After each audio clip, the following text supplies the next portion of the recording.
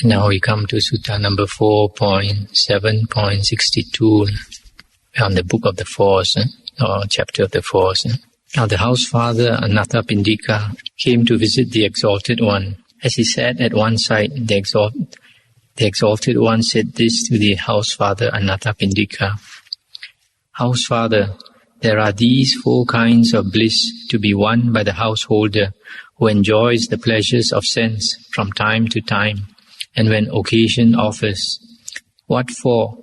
The bliss of ownership, the bliss of wealth, the bliss of deathlessness, the bliss of blamelessness.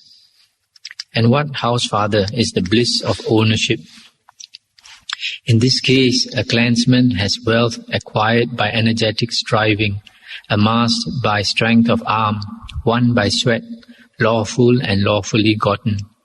At the thought, wealth is mine, acquired by energetic striving, amassed by strength of arm, won by sweat, lawful and lawfully gotten. Bliss comes to him, satisfaction comes to him.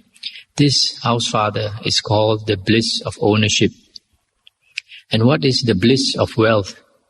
In this case, house father, a clansman, by means of wealth acquired by energetic striving, amassed by strength of arm, won by sweat, lawful and lawfully gotten, both enjoys his wealth and does meritorious deeds therewith. At the thought, by means of wealth acquired, I both enjoy my wealth and do meritorious deeds. Bliss comes to him, satisfaction comes to him. This, house father, is called the bliss of wealth. And what is the bliss of deathlessness? In this case, a clansman owes no debt, great or small, to anyone. At the thought, I owe no debt, great or small, to anyone. Bliss comes to him, satisfaction comes to him. This, house father, is called the bliss of deathlessness. And what is the bliss of blamelessness? In this case, house father, the Aryan disciple is blessed with blameless action of body, blameless action of speech, blameless action of mind. At the thought, I am blessed with blameless action of body, speech and mind. Bliss comes to him, satisfaction comes to him. This is called the bliss of blamelessness.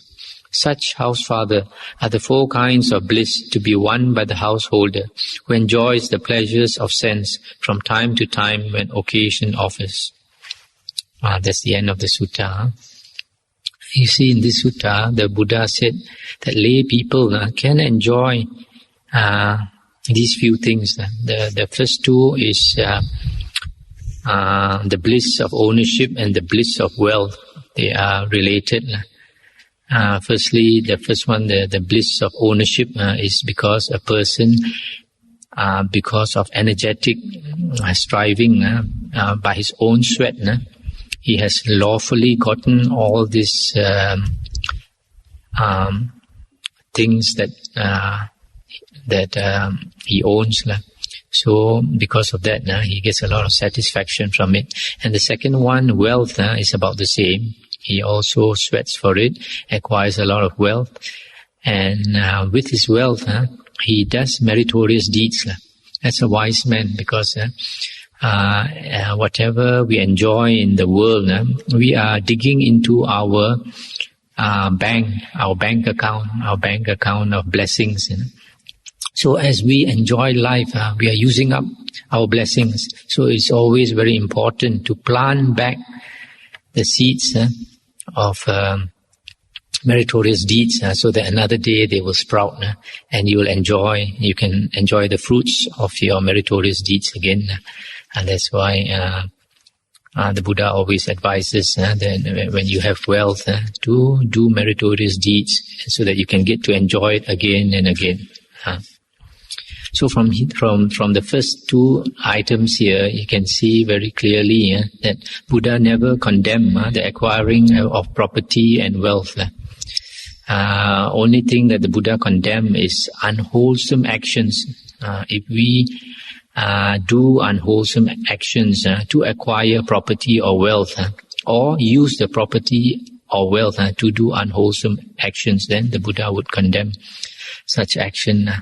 But if we know how to use our wealth wisely, then it is good to have wealth also.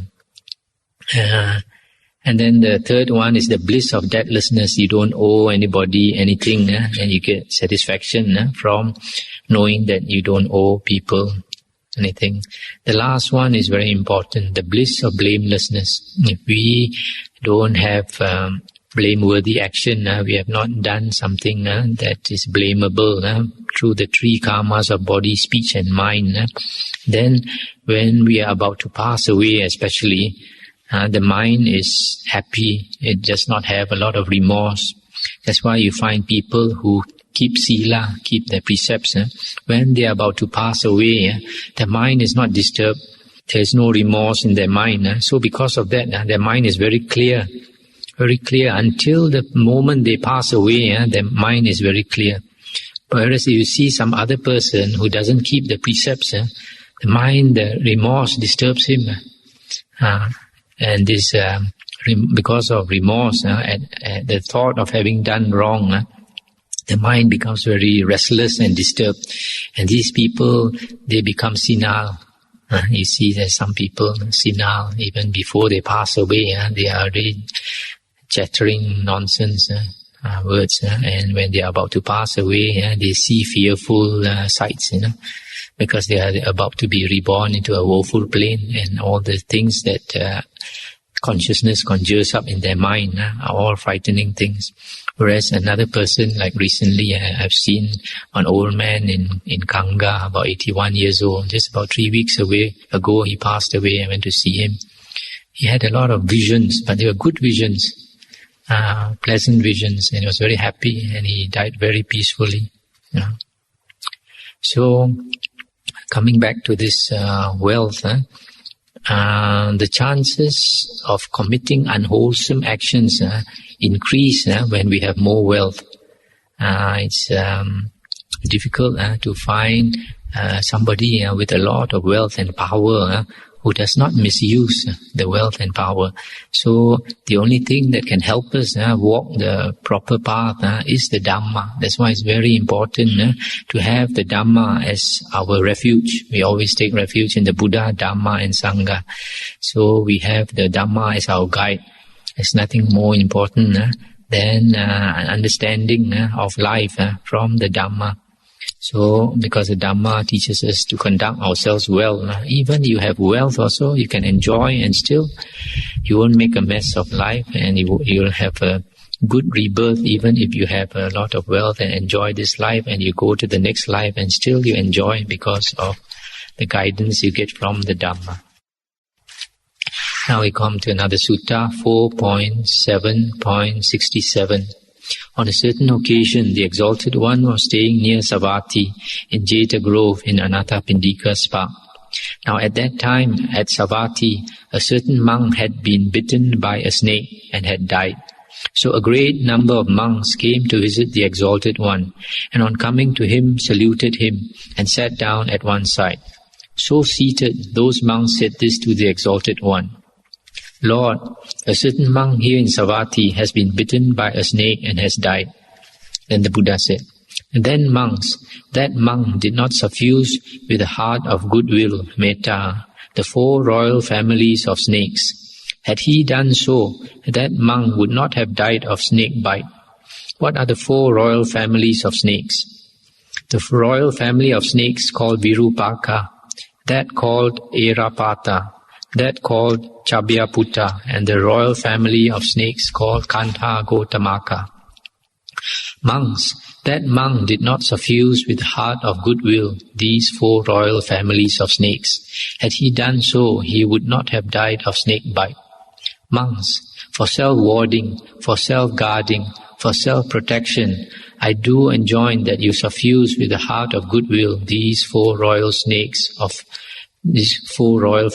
of snakes thus. Metta towards Virupaka, towards Erapata, metta. Metta towards Chabhyaputta, towards Kantha Gotamaka, metta. Metta towards the footless, towards the 2-footed, metta. Metta towards the 4-footed, towards the many-footed, metta. May the footless do me no harm. May not the two-footed do me harm. May the four-footed do me no harm. May not the many-footed do me harm. All creatures, all that breathe, all beings, may they all see what is auspicious. May no evil come to them. Measureless is the Buddha, measureless the Dhamma, measureless the Sangha. Limited are creeping things, snakes, scorpions, centipedes, spiders, lizards and rats.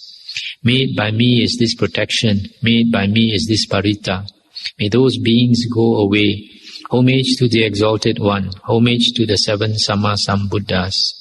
That's the end of the sutta. The last part that I read out to you is the parita, called the Kanda Parita. Goes something like this.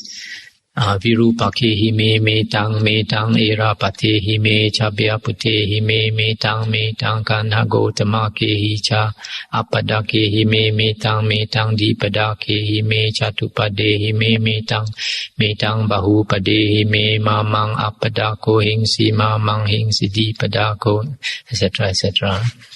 So this sutta is about this parita. Now this monk, he got killed by this snake. Normally snakes don't bite us. Normally, unless they are cornered, unless they are threatened, their life is threatened, then only they bite us. For example, sometimes you walk in the dark, you don't have a torchlight, you don't know, you step on them, and then it's likely that they will bite you. And now if they bite you, how hard they bite you, how much poison goes into your blood, depends on conditions. It's just like, imagine, for example, you step on a dog. If it's your own dog, you step on the tail or you step on the foot, it will naturally try to bite you because it is in pain. But if it is your own dog, even though it bites you, it doesn't bite very hard. But if it's somebody else's dog you're not familiar with, you step on the tail, he'll come and bite you very hard. So in the same way, how hard the snake bites you depends on whether you have metta or not. So if we have metta, we have a lot of goodwill, and these snakes, they can sense also. So when they bite us, it won't be very hard. That's why the Buddha said that's important to have metta. There's another sutta somewhere else also where the Buddha said, if we have metta, loving kindness of goodwill towards all living beings, then wherever we go, we are not disturbed by these spirits, whether they are ghosts or devas. They won't disturb us because they can read our minds. They know what type of mind we have. So if we have a mind of goodwill towards all beings, it is always for our protection. So the Buddha taught his disciples to chant this Kanda Parita, especially if we go to lonely, secluded places. Suppose you stay in a cave where there's likely to be snakes and possibly spirits. So we chant this. This is a very, very useful parita. It says besides the 4 royal snake families, you give metta towards footless beings. That means snakes, ghosts, etc. And then towards 2-footed beings, like human beings, and towards 4-footed beings, like dogs, etc. And then towards many-footed beings, like centipedes, scorpions, etc. Then you say, may the footless do me no harm, may not the 2-footed do me harm, etc. So if they are psychic, if they are spirits, when they listen to this, they know that you don't mean them any harm, and you don't want also to be harmed. So it is very useful parita for forest monks. Forest monks like to chant this parita wherever we go, somewhere where we feel a bit afraid. Then the next sutta is 4.7.70. The Buddha said, at such time, monks, as rajas are unrighteous or unjust, the ministers of rajas also are unrighteous. When ministers are unrighteous, Brahmins and householders also are unrighteous. Thus, townsfolk and villagers are unrighteous. This being so, moon and sun go wrong in their courses. This being so, constellation and stars do likewise. Days and nights, months and fortnights, seasons and years are out of joint. The winds blow wrong, out of season. Thus the devas are annoyed. This being so, the sky deva bestows not sufficient rain. Rains not falling seasonably, the crops ripen in wrong season. Monks, when crops ripen in wrong season, men who live on such crops are short-lived, ill-favored, weak and sickly. But monks, when rajas are righteous, the ministers of rajas also are righteous. When ministers are righteous, Brahmins and householders also are righteous. Thus townsfolk and villagers are righteous. This being so, moon and sun go right in their courses. This being so, constellations and stars do likewise. Days and nights, months and fortnights, seasons and years go on their courses regularly. Winds blow regularly and in due season. Thus the devas are not annoyed, and the sky deva bestows sufficient rain. Rains falling seasonably, the crops ripen in due season. Monks, when crops ripen in due season, men who live on those crops are long-lived, well-favored, strong and free from sickness. That's the end of the sutta. So this sutta is saying that leaders are very important. Here is rajas. Rajas means kings. In those times we had kings. But nowadays it would be government leaders, etc. And because the actions of leaders influence those below them. And in our religion it's also the same. The leaders of our religions are our monks. So if monks set a good example, then our religion will do well. But if monks set a bad example, just like a leader, then people are discouraged, people are disappointed, and they don't come to the temples, etc. And then our sasana, our religion will suffer. That's why it's very important for monks and government leaders, etc., to set a good example. And the reason why people go on the wrong course is because of greed, hatred and delusion. If we succumb to greed, hatred and delusion, then we do wrong things. And because of our wrong actions, the devas, they are annoyed. When the devas are annoyed, they don't give rain when it's supposed to rain. And we can compare this sutta with another sutta which I had read some time ago about the population of the earth being very great a long time ago. And then the Buddha said now it's people are very much less than before because of several reasons. One is because of greed, hatred and delusion. People fight and kill each other, so the population decreased. Another one is the devas are annoyed because of the greed, hatred and delusion of human beings. They don't give rain at the proper time.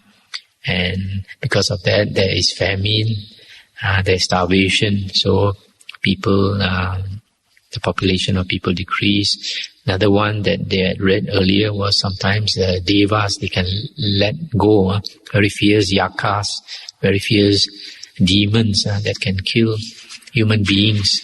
And it's only because human beings are walking the good path, greed, hatred and delusion is not so great, that these higher devas, they protect us, they hold back these fierce demons, fierce yakas. But when we are too much, then they let them go and we will have to suffer.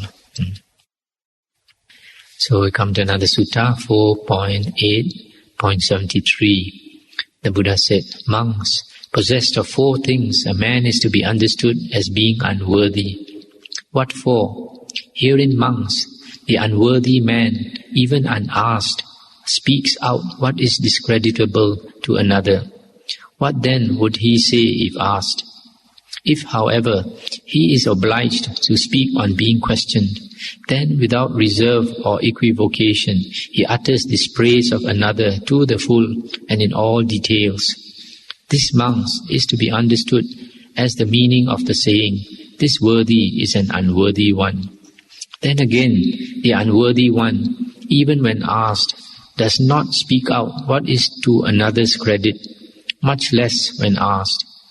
If, however, he is obliged to speak on being questioned, then with reserve and equivocation he utters praise of another grudgingly and in brief. This, monks, is to be understood as the meaning of the saying, "This worthy is an unworthy one." Again, monks, the unworthy one, even when asked, does not speak out what is discreditable to himself, much less does he do so when unasked. If, however, he is obliged to speak on being questioned, then with reserve and equivocation he utters grudgingly and in brief what is to his own discredit. This, monks, is to be understood as the meaning of the saying, "This worthy is an unworthy one." Once more, monks, the unworthy one, even unasked, speaks out what is creditable to himself. What then does he do when asked? If, however, he is obliged to speak on being questioned, then without reserve or equivocation he sings his own praises to the full and in all details. This, monks, is to be understood as the meaning of the saying, "This worthy is an unworthy one." Thus, possessed of these four things, one is to be understood as an unworthy one, and vice versa for a worthy person.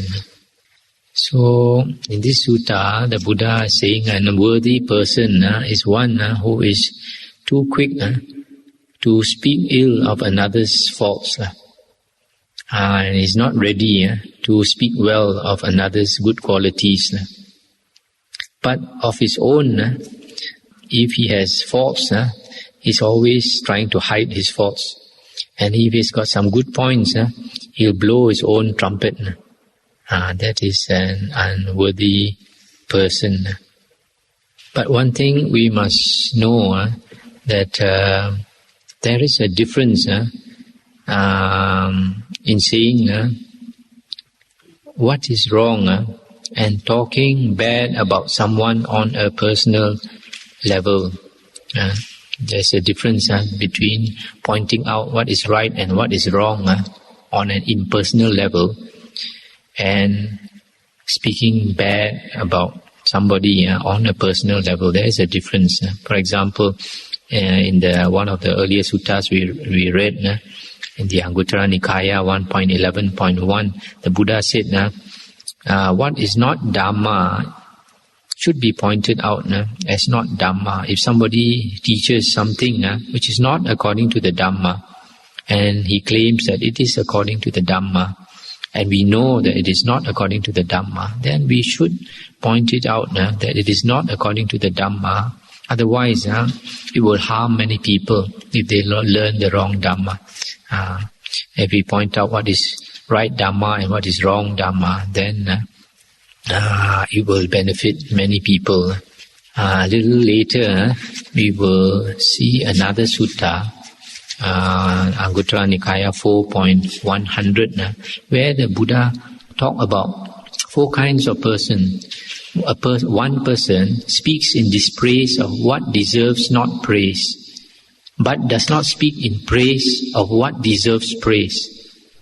And then a second person, he speaks in praise of what deserves praise, but not in dispraise of what deserves not praise. And then a third person, he speaks neither in dispraise of what deserves not praise, nor in praise of the praiseworthy. And then the fourth type of person, he speaks both in dispraise of what deserves not praise and in praise of what is praiseworthy. And the Buddha asked somebody, of these four types of person, which is the best? And then this person gave an answer, but the Buddha did not agree. And then the Buddha said, the best person is one who speaks in dispraise of what deserves not praise and in praise of what is praiseworthy. In other words, what should be dispraised, he dispraises. What should be praised, he praises. The Buddha said that is the most admirable person because he talks very straight. He discriminates on the proper occasion. So we have to know there's a difference between being personal and telling facts. Now the next sutta is 4.8.74. But this sutta is a little bit more for monks. The Buddha said, just as monks, when a young wife is first led home to her husband, either by day or night, she at first feels exceeding great fear and bashfulness in the presence of her mother-in-law, her father-in-law, her husband, and even towards servants and work people. But as time goes on, owing to living together and intimacy, she addresses mother-in-law, father-in-law, and husband thus, away with you, what do you know? Just in like manner, monks, a certain monk here, maybe, when he first goes forth, whether by day or night, from the home to the homeless life, feels exceeding great fear and bashfulness in the presence of monks and nuns, disciples, male and female, even of novices who serve in the monastery. But as time goes on, owing to living together and intimacy, he addresses teacher and preceptor thus, away with you, what do you know? Wherefore, monks, thus must you train yourselves. I will dwell in mind like a young wife newly arrived. That is how you must train yourselves. In this sutta, we can see that the tradition in India is that wife, when a man and woman marries, the wife goes to live with the husband's family. That's the Indian tradition. So the Buddha is saying when a new wife is brought to the home of the husband, she is very shy, very scared. But later, after many years, she becomes very arrogant. It's possible. So in the same way, the Buddha said, a new monk, when he first goes forth, he might be very scared of the superiors, scared of the teacher, acharya, and the preceptor, upajjhaya. But later he becomes arrogant and he talks very coarse with them. So the Buddha said this shouldn't be, that a monk should always behave as though he's a young wife, like just the simile of the young wife newly arrived, and must be respectful to the superior monks. But in a way, this sutta can also be applied to lay people. The simile of the wife, newly married. Somebody is newly married and after many years should not be arrogant. Now we come to the next sutta, 4.8.77.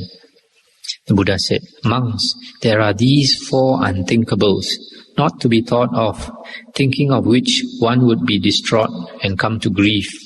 What are the four? Of Buddhas, monks, the range is unthinkable, not to be thought of. Of one who is in jhana, monks, the range of his jhana is unthinkable, not to be thought of.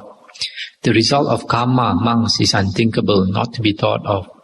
World speculation, monks, is unthinkable, not to be thought of, thinking of which one would be distraught and would come to grief.